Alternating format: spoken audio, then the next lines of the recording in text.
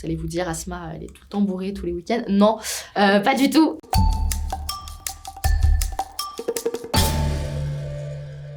Bonjour à toutes et à tous, c'est Asma, je suis du podcast Entre deux idées, le podcast sur la double identité, qu'il s'agisse d'une identité culturelle, tabous familiaux, toutes ces questions en fait, où on a le cul entre deux chaises, entre deux idées.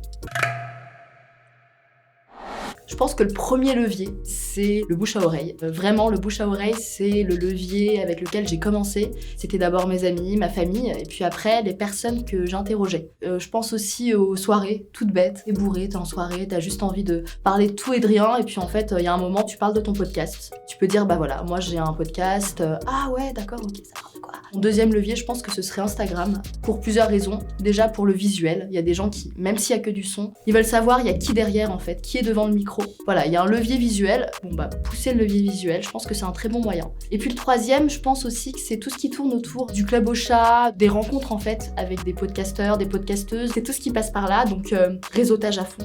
Ouais.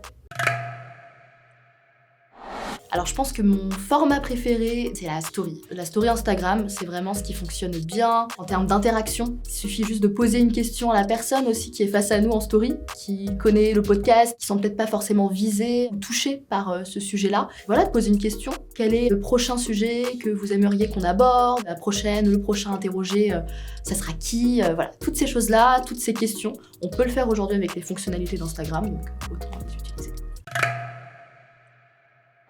Alors c'est le Smart Link, j'étais obligée. Le Smart Link, il résume tout. Une personne qui connaît pas forcément le milieu du podcast, on lui envoie juste ce lien, je pense notamment à mon père, 72 ans, qui ne connaît rien de tout ça. Bon bah voilà, il a pas forcément Spotify, il a pas non plus envie d'installer l'appli. Là, tu peux directement passer par la plateforme au chat, t'as juste à mettre play et tu peux aussi fermer ton écran, il y a aucun souci, ça reste actif. Donc je pense directement au Smart Link.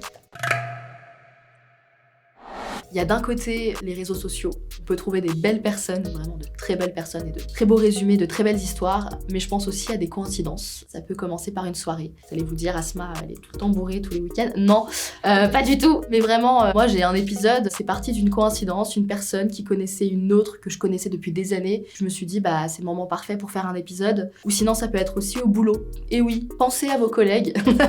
Non, vraiment, il y a des collègues qui sont peut-être pas du tout dans le milieu, peut-être que vous travaillez pas dans le milieu du podcast, mais que vous avez ce podcast-là, et bah ces gens-là peuvent peut-être vous aider. N'hésitez pas à publier un message sur Slack ou Google, Teams, ce que vous voulez. Pensez à votre réseau qui sort un peu de cette bulle de podcast.